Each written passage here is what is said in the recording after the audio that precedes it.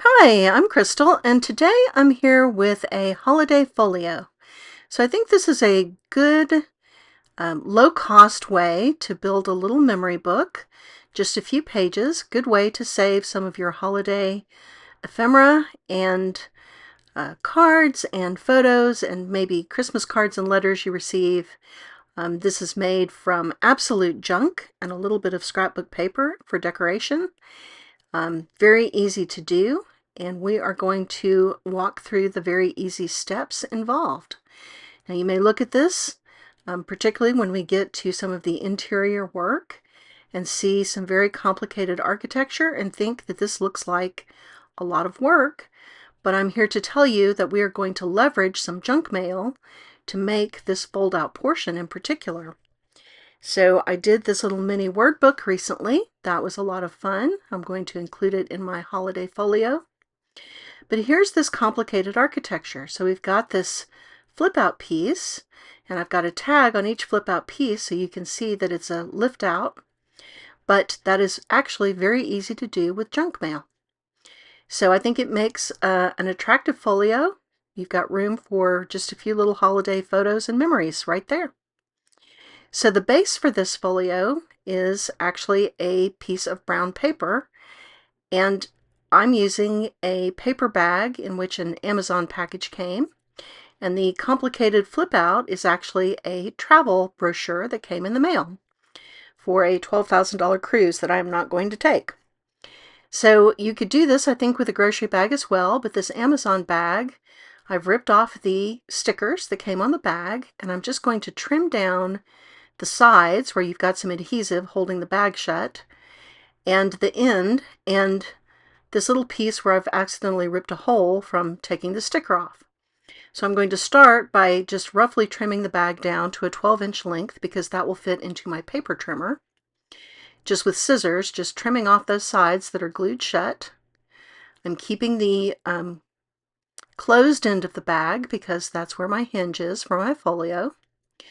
But then I'm going to have this big open piece, and I'm going to trim off the bit that's ripped. So you can see that hole there in the middle. Well, it's ripped, so I'm not going to use it, so I'm just going to trim off that piece, and then we will have a chance to fold the folio into our 3-page folder. Toss that scrap aside into the recycle bin, and here I've got my brown paper. So obviously you could do this with a grocery sack instead, but this Amazon bag is just the right weight, and it's a good size, and it really works out. So now that I've got it a little bit smaller and can fit it into my paper trimmer, I'm going to consider trimming it down a little bit further so that the paper bag matches the size of my junk mail. But I can use my paper trimmer now to make sure that I get it straight. But before I start making too many cuts, of course, you really want the paper to be kind of flat. So I'm going to flatten the paper and I'm going to trim the paper, and I'm going to go back and forth a little bit, but the way that I'm going to flatten the paper is by using an iron. So think of your iron as a craft tool, particularly when it comes to brown paper. Paper can stand up to a lot, and I use the iron on high heat, and I generally spray the paper with a little bit of water. I don't generally put water into my iron, but if you've got a steam iron, you can turn the steam on, and that works just as well. It also smells kind of nice. The lignin in the paper smells like vanilla when you heat it up.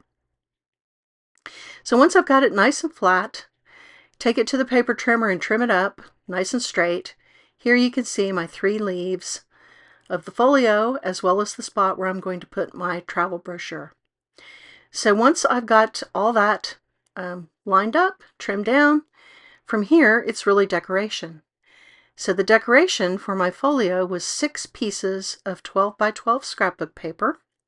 I took these from a pad that I bought on clearance in a prior year, and I used some cut-aparts from that same paper pad for my decorative items on this folio, and that 6 sheets was plenty of paper to decorate all the different sides of the folio. So let's take a look at it undecorated so you can see the architecture a little bit better.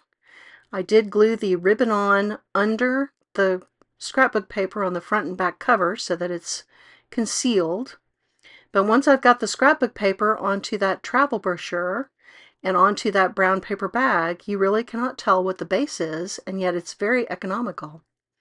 So it looks like craft paper, and we all use craft paper in crafting, so why not? I think it makes a very nice size folio.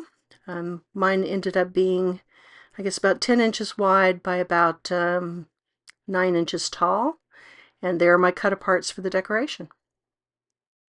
So if you're looking for a fairly quick project for a small memory book, I would recommend considering this as one of the options.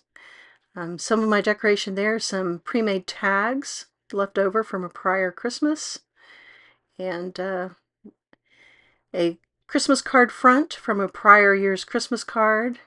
Just makes a lovely lifting tag for that travel brochure. And I will link in the end card the video where I made that little mini word book. I thought that was a lot of fun too. So thank you for joining me today, and I hope you have a wonderful crafty day.